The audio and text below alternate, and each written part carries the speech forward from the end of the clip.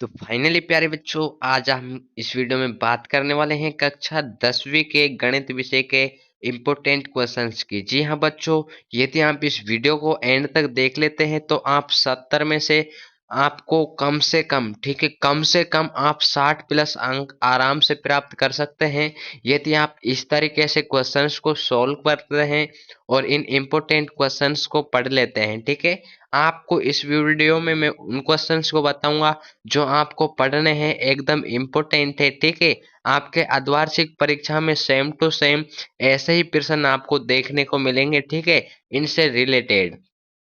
तो वीडियो को आपको एंड तक देखना है। फाइनली आज इस वीडियो में हम कक्षा 10वीं के गणित विषय के जो गणित का पेपर है उसको एकदम आसान बनाने वाले हैं। आसान तभी हो पाएगा यदि आप इस वीडियो को एंड तक देखोगे।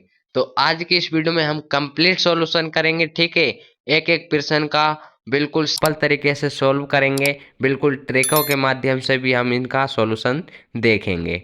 तो वीडियो स्टार्ट करने से पहले मैं आपको बता देता हूँ, यदि आप इस चैनल पर नए हैं तो चैनल के साथ एक बार जुड़ जाइए। ठीक है, सभी चैनल के साथ जुड़ जाइए ताकि आपको ऐसे ही इम्पोर्टेंट क्वेश्चंस वार्षिक परीक्षाओं के लिए और अर्धवार्षिक परीक्षाओं के लिए आपको मिल ही रहे हैं। तो वार्षिक परीक्षाओं की तैयारी भी आप इसी चैनल के माध्यम से कर पाएंगे और ऐसे ही इम्पोर्टेंट क्वेश्चंस देख पाएंगे। तो करते हैं वीडियो स्टार्ट। फटाफट से वीडियो को लाइक कर दो और चैनल को सब्सक्राइब कर दो। तो सबसे पहले हम पार्ट 1 की बात कर लेते हैं, अर्थात भाग ए की बात कर लेते हैं। तो पहला इंपॉर्टेंट क्वेश्चन देखिए, वह बड़ी से बड़ी संख्या आपको ज्ञात करनी है जिसे 70 और 125 को भाग करने पर 5 और 8 शेष बचते हैं। ठीक है, तो बिल्कुल आपको हैंड रिटन सॉल्यूशन देने वाला हूं। तो देखिए, पहले का सॉल्यूशन आप देखते हैं क्या है। पहले का सॉल्यूशन आप देख पाएंगे जिसका right answer option number B हो जाएगा 13। तो देखिए कैसे आपको करना है, दिया है आपको 70 माइनस 5 करना है, आप 65 आ जाएंगे। 125 माइनस 8 करेंगे, 177 नहीं आ पाएंगे यहाँ पर। ठीक है, 117 आपका उत्तर आएगा। फिर आप इन दोनों संख्याओं के, क्या है, दोनों संख्याओं के एचसीएफ ज्ञात कर लेंगे, अर्थात जो कॉमन है वो आपका 13 आ जाएगा और यही आपको प्रश्न में पूछा था। ठीक है, दूसरा प्रश्न आप देख पा रहे होंगे, पहले 11 प्राकृतिक संख्याओं का माध्य होगा। जो पहली प्राकृतिक संख्या है कितनी, 11, उनका माध्य क्या होगा। तो आपको माध्य निकालना आना चाहिए कि कुल प्रेक्षणों का योग बटा कुल प्रेक्षणों की संख्या।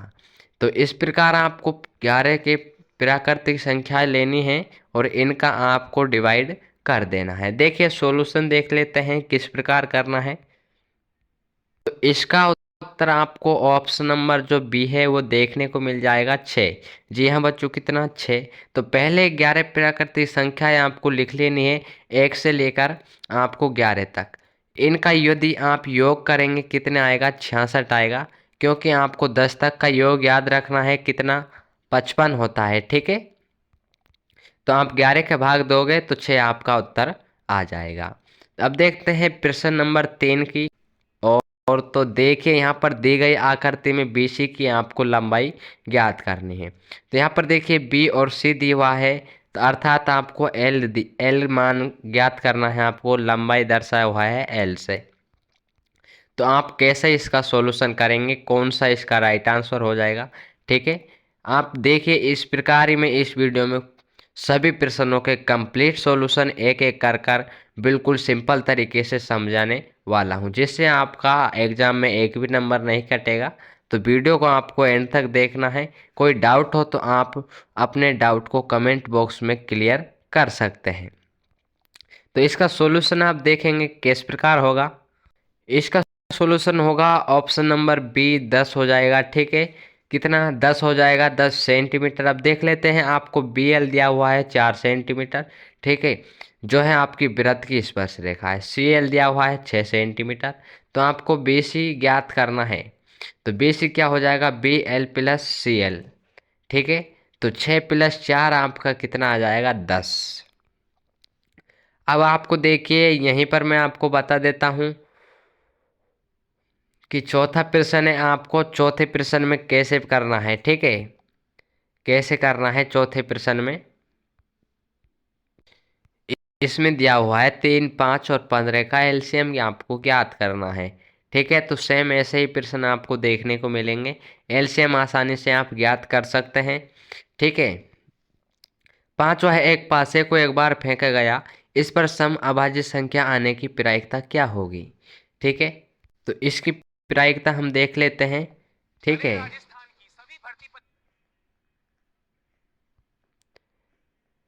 तो इसका right answer option number A हो जाएगा 1/6, क्योंकि पासे पर जो सम अभाज्य संख्या है वो कितनी है, ये आपको 2 है। ठीक है, ये आपको ध्यान रखना है कि यहाँ पर अभाज्य को ही नहीं देखना है, सम और विषम को भी आपको देख लेना है।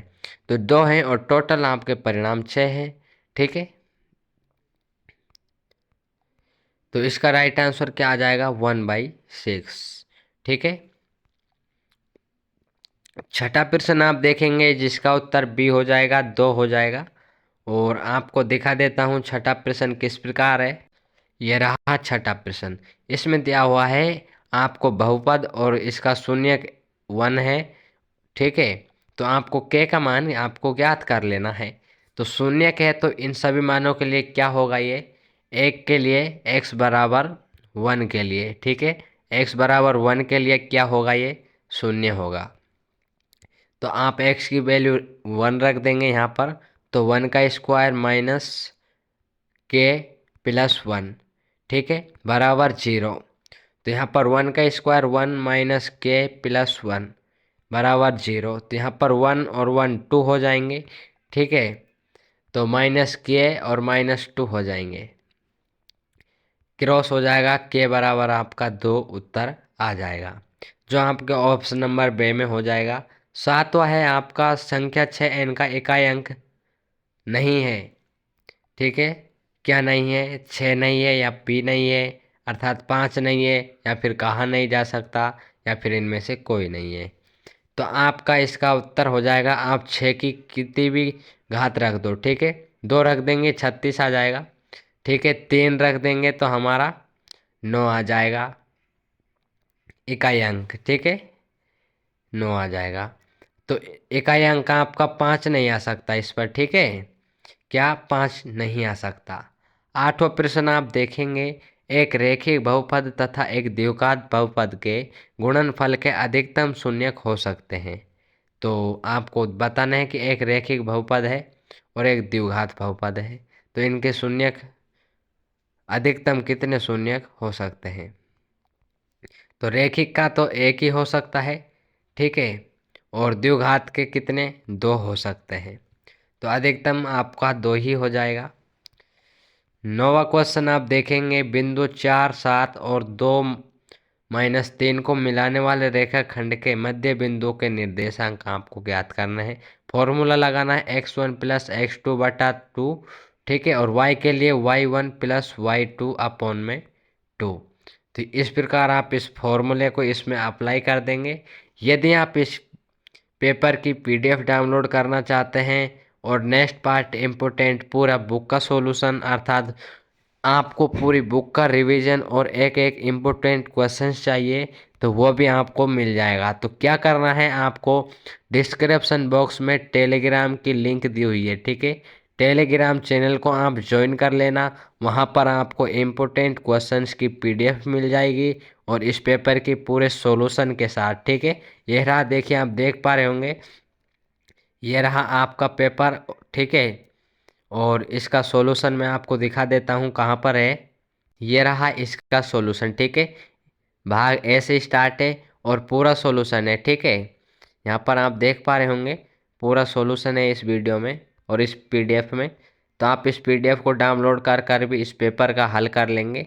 कंप्लीट सॉल्यूशन दिया हुआ है, आपको घबराने की आवश्यकता नहीं है और बिल्कुल सिंपल तरीके से आपको एक एक इम्पोर्टेंट क्वेश्चन इसमें बताया हुआ है। ठीक है, तो आप यहाँ तक पहुँच चुके हैं वीडियो के, तो आपको एक काम कर देना है, फटाफट से वीडियो को लाइक कर देना है जिन्होंने अभी तक भी लाइक नहीं किया है। चैनल को सब्सक्राइब करना बिल्कुल मत भूलना। ऐसे ही नई नई अपडेट्स, इम्पोर्टेंट क्वेश्चंस और वार्षिक परीक्षा के लिए वेरी वेरी इम्पोर्टेंट सभी विषय के क्वेश्चंस इस चैनल पर आपको मिलते रहेंगे। ठीक है। तो मिलते हैं अगले पार्ट के साथ, ठीक है। नेक्स्ट प्रश्न पत्र जो आपका पूरी बुक का वन शॉट होने वाला है, ठीक है। पूरी बुक के एक एक प्रश्नावली के इम्पोर्टेंट क्वेश्चंस देखेंगे कि कौन से आपके परीक्षा के लिए बहुत महत्वपूर्ण है। तो मिलते हैं कल की वीडियो में, आज के लिए इतना ही। जय हिंद, जय भारत।